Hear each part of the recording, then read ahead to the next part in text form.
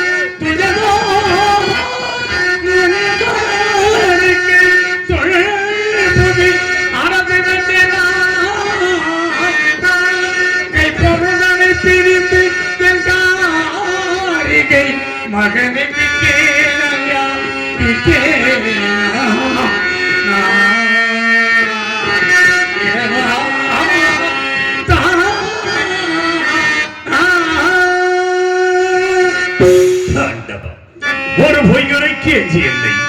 நாட்டை இழக்க வைத்தாய், மனைவியும் மகனையும் விலை கூறி விற்க வைத்து என்னை இந்த நிலைமையிலே கொண்டு வந்து நிறுத்தி விட்டாயே இறைவா. பொய்யது உரைக்க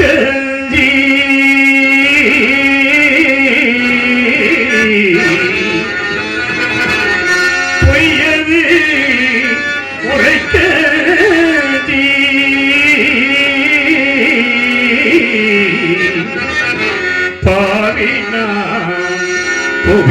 அடிமையா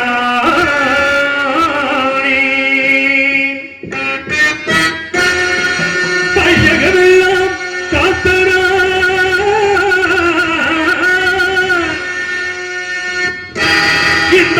உலகமெல்லாம்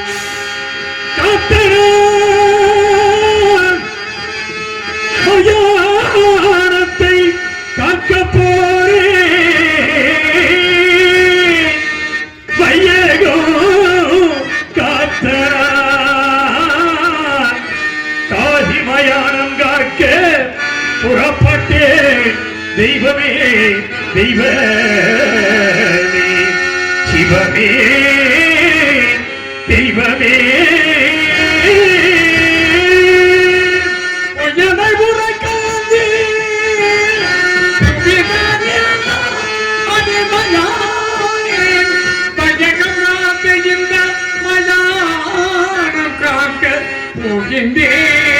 இறைவா இறைவா இறைவா இறைவா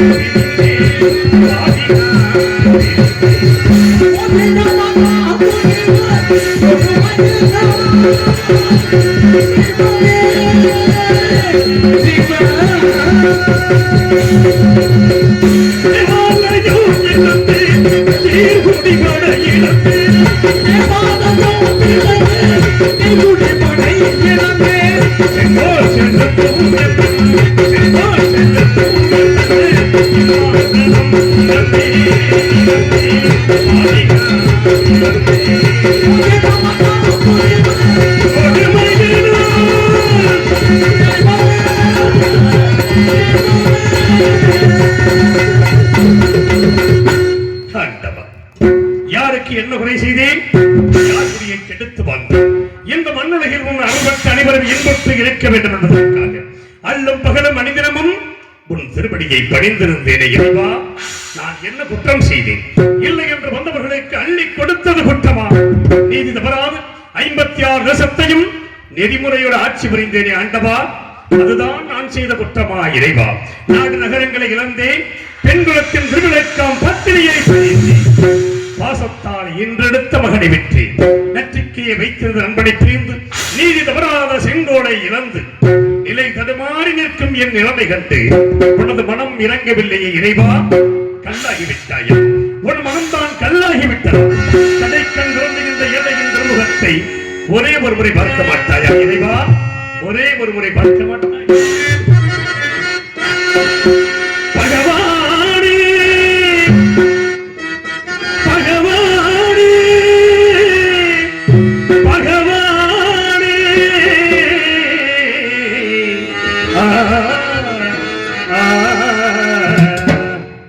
பகவானே மௌனம் ஏனோ, பகவானே மௌனம் ஏனோ, இது யாவும் நீதிதானோ, பகவானே மௌனம் ஏனோ, இவையாவும் நீதிதானோ, பகவானே மௌனம்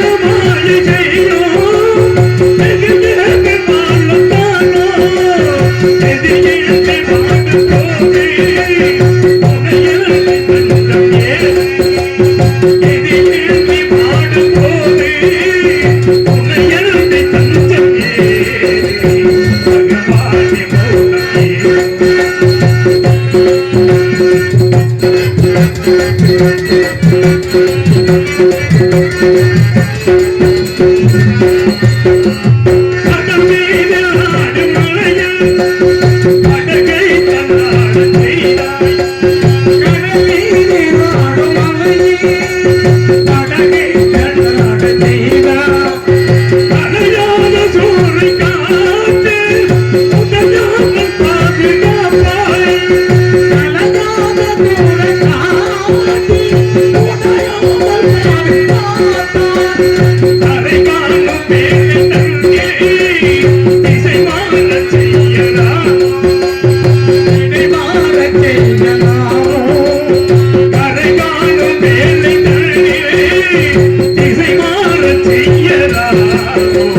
பகவானே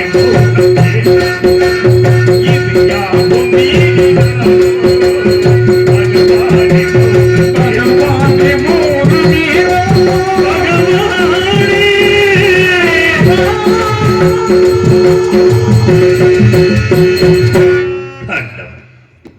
56 தேசத்தையும் நெறிமுறையோடு ஆட்சி புரிந்து கொண்டிருந்தேன்.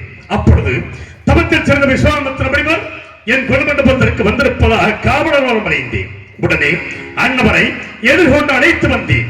ஆசனத்தில் அமர்த்தினேன். சுவாமி, தாங்கள் என்னை நாடி வந்த காரணம் யாது சுவாமி என்றேன். ஹரிச்சந்திரா, உனக்காகவும் உன் நாட்டின் நலனுக்காகவும் யாகம் செய்யப்படுகிறேன். அதற்கு கொஞ்சம் திரவியம் வேண்டும். அதை உன்னிடத்தில் பெற்று போக வந்தேன் என்று அறிவித்தேன். நாட்டு மக்கள் நன்மை கருதினான். எவ்வளவு வேண்டுமோ கேளுங்கள், தருகிறேன் என்று கேட்டார் வடிவன். மற்ற பார்வையிலும் அதன் மீது ஆங்காரபுரம் அமரச் செய்து அவர் கையிலே வெள்ளி கவன் கொடுத்து அதில் மாணிக்க கல் வைத்து சுழற்றி அந்த மாணிக்க கல்லானது மேலே சென்று கீழே வந்து விழுந்து எழுந்துரம் திரவியம் தருவேன் என்று தெரிவித்தார். அவர் கேட்டபடி நான் திரவியத்தை கொடுத்தேன். ஹரிச்சந்திரா, நான் வசிப்பது ஆரண்யம். இத்திரவியத்தை அங்கு நான் வைத்துக் கொள்ள முடியாது. யாகத்திற்கு முகூர்த்த நாள் முடிவு செய்து வந்து எடுத்துச் செல்கிறேன். அதுவரையில் உன்னிடத்தில் இருக்கட்டும் என்றார். சுவாமி, தங்களை போன்ற மகான்களுக்கு கொடுத்த பொருளை மீண்டும் நான் வைத்துக் கொண்டால் நன்னிலை வாயில் நகரற்று போவதாக உறுதிகள் கூறுகிறவையா? இப்பொருளை நான் வைத்துக் கொள்ள அருகதையில்லை. தயவு செய்து தாங்கள் எடுத்துச் செல்லுங்கள் என்று. கவலை வேண்டாம். உன்னுடைய கடையாளை மோதிரத்தில் என்னுடைய ருத்ராட்ச மாலையை அடையாளமாக வைத்தால் தோஷமில்லை.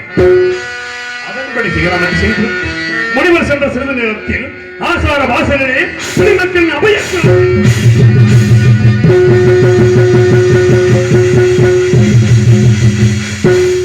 சென்று பார்த்தேன். குடிசனங்களே, உங்களுக்கெல்லாம் என்ன நேர்ந்தது? நான் என்ன குறை வைத்திருக்கிறேன்? எதற்காக அழுது புலம்புகிறீர்கள் என்று. மன்னா, நாங்கள் இட்ட பெயர்களை எல்லாம் கொடிய மிருகங்கள் கொண்டு அழித்து விட்டது. மன்னா,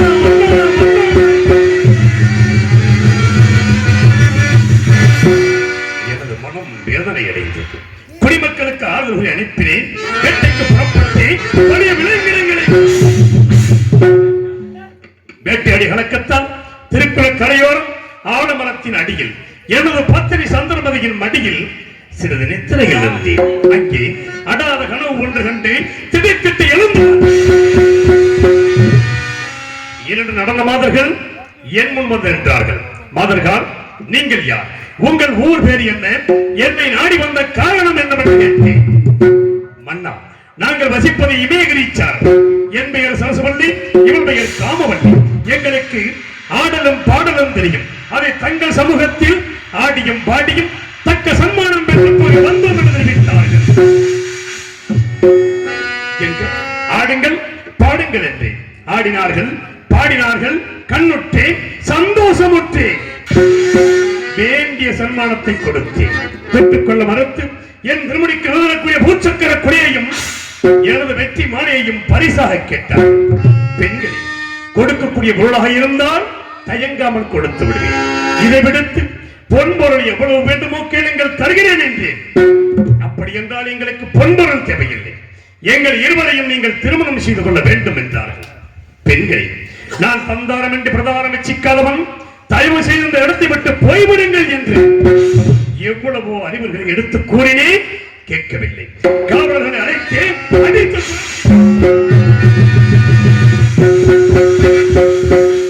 மாதர்கள் சென்ற சிறிது நேரத்தில் விஸ்வாமித்திர மகரிஷி கடும் கோபத்தோடு வந்தார். என் திருமுடியை ஏற்றி மணிமுடி மண்ணிலே சாய்ந்து விட்டது என்று கூட நான் கவலைப்படவில்லை. அதற்கு மாறாக எனது நெஞ்சம் இந்த திருமுடிகளை பதித்திருக்கின்ற நவரத்தின கற்கள் முனிவரின் பாதத்தை புண்படுத்தியதோ என்று பாதத்தை தொட்டே சண்டா. நான் அனுப்பிய மாதர்களை ஏறெடுத்து துரத்தினாய். என் கோபம் தீர வேண்டும் என்றால் அந்த மாதர்கள் இருவரையும் நீ திருமணம் செய்து கொள்ள வேண்டும். அனைத்து முன்வந்த தாங்களாய் இவ்வாறு கூறுவது. நான் திருமணம் முடித்தவன். எனக்கு ஒரு மகன் இருக்கிறான் சுவாமி. எல்லாவற்றையும் அறிந்த தாங்கள் அறியாதது போல் பேசுகிறீர்களே, வேண்டாம். அதற்கு மாறாக கண்ணை வேட்டியிலும் ஈகுவே காக்கின்ற கண்ணை வேட்டியிலும் ஈகுவே காக்கின்ற வேட்டியிலும் ஈகுவே காக்கின்ற கண்ணை வேட்டியிலும் வாசல் ஈகுவே கண்ணை வேட்டியில் சிந்தப்பதை கூட கண்ணை வேட்டியில் சிந்தப்பதை கூட கண்ணை வேட்டியில் ஈகுவே மாதவா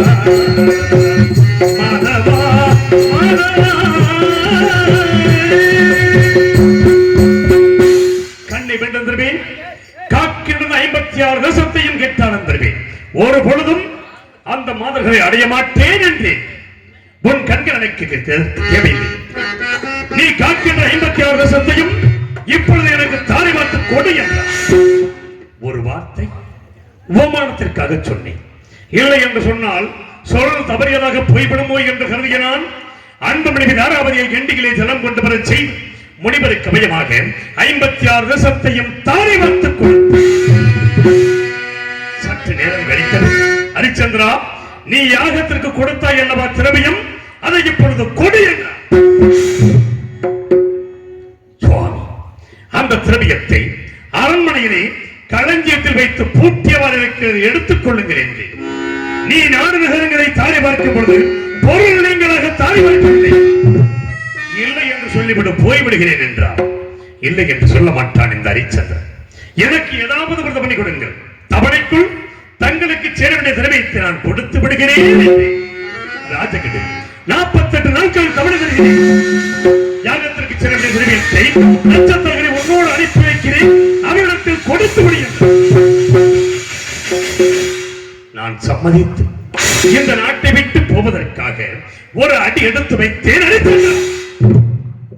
சுவாமி நாடு நகரங்களை கொடுத்து விட்டேன் பொன்பொருள் தருவதாக தங்களுக்கு வாக்கு கொடுத்திருக்கிறேன் மீண்டும் நான் என்ன கொடுக்க வேண்டும் சொல்லுங்கள் உன்னை இந்த ராஜபடிகள் நாட்டை விட்டு போவதாக சம்மதிக்க மாட்டேன் நான் கொடுக்கும் காவி வஸ்திரத்தை அணிந்தான் நீ செல்ல வேண்டும் என்றார் நாடு நகரம் எனது உயிரினும் மேலான குடிமக்களை எல்லாம் நான் பிரிந்து செல்ல போகிறேன் எனக்கு இந்த ராஜமணியா பெரியது தாராளமாக கொடுங்கள் என்று கூறிய கண்டபதிராம் இல்லத்தே கண்டபதிராம்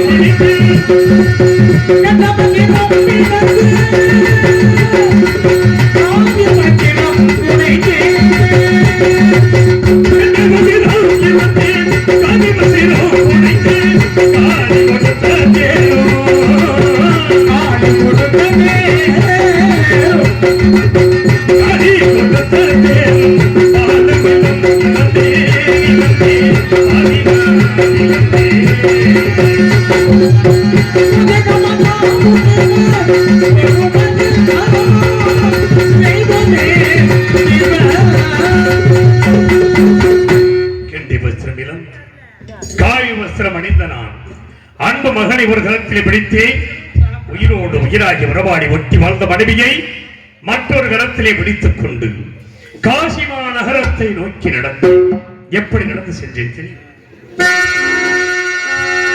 நடந்து வாமையிலே நடந்து வாமையிலே சந்திரபதி அங்கையன் கோயிலே நடந்து வாமையிலே மயிலே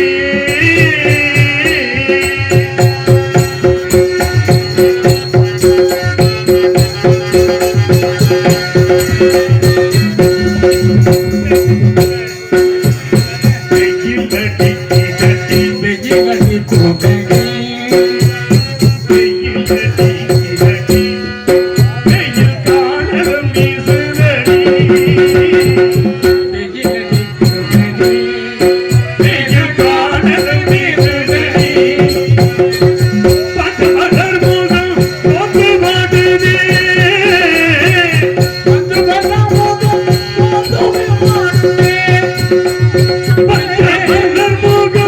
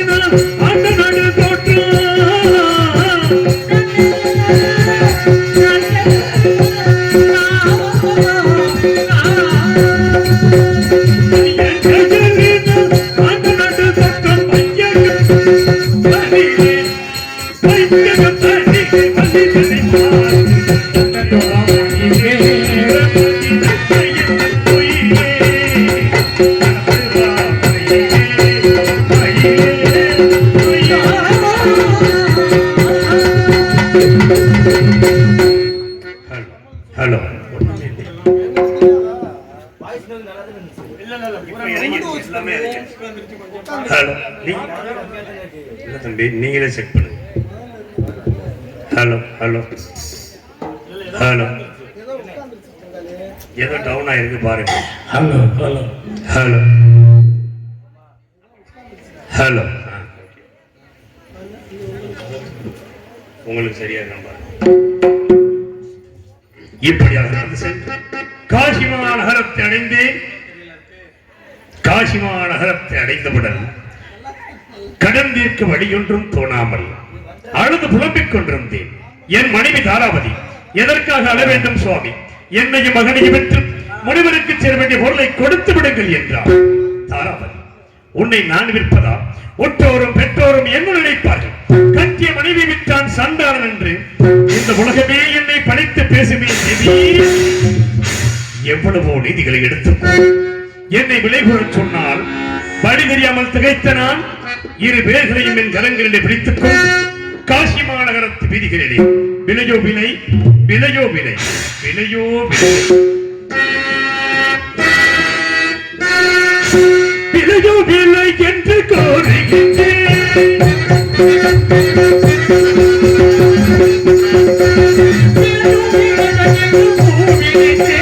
விலையோ விலை என்று கோருகின்றேன். மனைவியை விலை கோருகின்றேன்.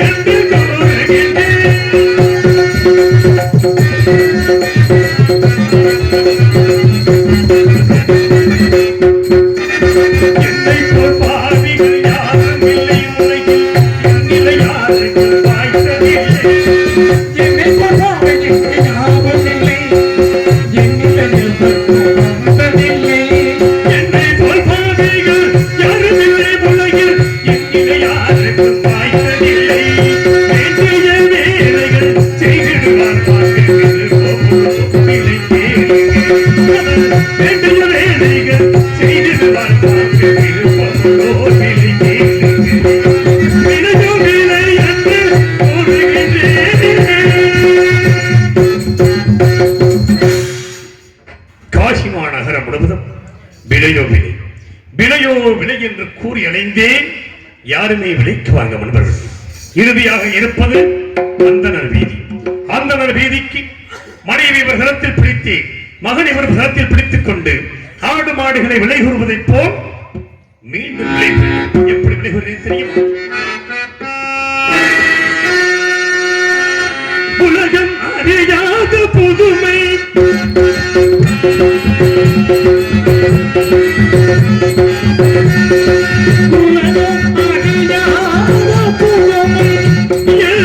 உடல் பொருளாவியை கடனுக்கு விற்பது. உலகம் அறியாத புதுமை, இந்த உலகம் அறியாத புதுமை. உடல் பொருளாவியை கடனுக்கு விற்பது. உலகம் அறியாத புதுமை, இந்த உலகம் அறியாத புதுமை.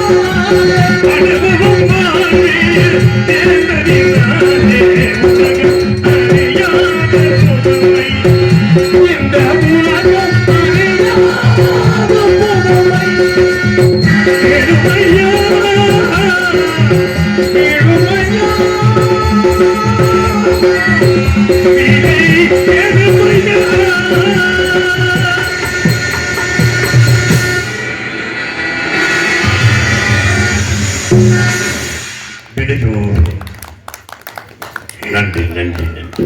விலையோ விலை, விலையோ விலை என்று கூறி அடைந்தேன். இறுதியாக காலகண்ட ஐயர் விலைக்கு வாங்கினார். அன்பு மனைவியும் மகனையும் பொன்பொருளை கொடுத்து என் கண்ணனை அடித்து இழுத்துச் சென்ற அந்த கொடிய செயலை என் நெஞ்சம் மறக்கவில்லை. இறைவா, அந்த பொருளை பெற்ற நான் தலைகளத்தில் கொடுத்துவிட்டு பட்டகடன் தீர்ந்து விட்டது என்று மன அமைதியோடு இருந்தேன். நட்சத்திரர்கள் ஓடோடி வந்தார். ஹரிச்சந்திரா, உன்னோடு 48 கஷ்டப்பட்டு வந்திருக்கிறேன். எனக்கு நகரப் போகிறாய். 16,000 பொன் கொடுத்தாலுடைய இல்லை என்றால் அந்த பொருளை முனிவருக்கு கொடுக்க மாட்டேன், நான் வைத்துக் கொள்வேன்.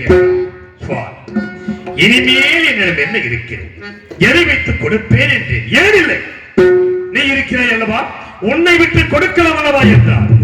ஆம் சுவாமி, என்னை நான் மறந்து விட்டேன் என்று சொல்லி அன்பு மந்திரி சத்தியகீர்த்தி அழைத்தேன். என்னையும் இந்த காசிமா நகரத்து விதியிலே யாரிடமாவது விலை கூறி விற்றுவிடுங்கள் என்று மனம் சூழ்ந்து விலை கூற முடியாத மந்திரியார் மூர்ச்சியாகி கீழே சாய்த்து விட்டார். இந்த பாவியாகிறான். என்னை நானே விலை கூறி சென்ற பொழுது வீரபாக என்னும் ஈமக்காவலர் என்னை விலைக்கு வாங்கினார்.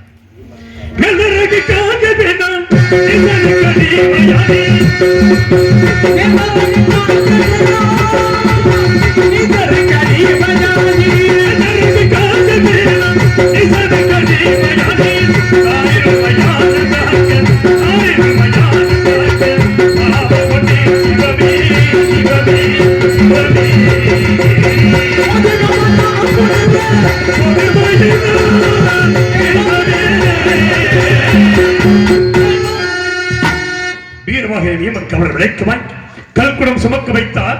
தவளை கீழே விழுந்தது. காலால் ஏற்றி உடைத்து இரம்பகன்றை அறுக்க செய்தார். அறுக்கும் பொழுது கத்தியானது கையிலே அறுபட்டு ரத்தம் கொட்டுவதை பார்த்தார். கம்பால் அடித்தார். காலால் ஏற்றி உடைத்தார். அடியனை கம்பால் மட்டும் அடியுங்கள், தங்கள் பொறுப்பாக நோகும் சுவாமி என்று என் மீது இரக்கம் கொண்டு, ஹரிச்சந்திரா, உனக்கு இந்த வைத்து வரை சிரிப்படும், நான் காக்கின்ற மயான உணர்வுக்கு வருகின்ற பிணம் ஒன்றுக்கு காற்பணம் ஒரு முழத்தொண்டு, வாய்க்கரிசி ஒன்றும் வாங்கு. காற்பணம் முழத்தொண்டை எனக்கு அனுப்பிவை, வாய்க்கரிசி மட்டும் உனது புசிப்பிற்கு நீ வைத்துக் கொள்கிறார். அரண்மனையிலே அறுசுவை உணவு உண்டு வாழ்ந்த நான் இன்று மயானத்திலே பிணத்தின் மேல் போடப்படுகின்ற வாய்க்கரிசி கொண்டு வாழும் அளவுக்கு என்னை கொண்டு வந்து நிறுத்தினார். என்ன செய்து எஜமானிட்ட கட்டளைப்படி மயானத்தை காக்க புறப்படுகிறேன். இறைவா, மயானத்தை காக்க புறப்படுகிறேன். விதிவரியோடு மதிவரியோடு விதிவரியோடு மதிவரியோடு எதிபலி பெறவே எதிமதி பெறவே மதிவரியோடு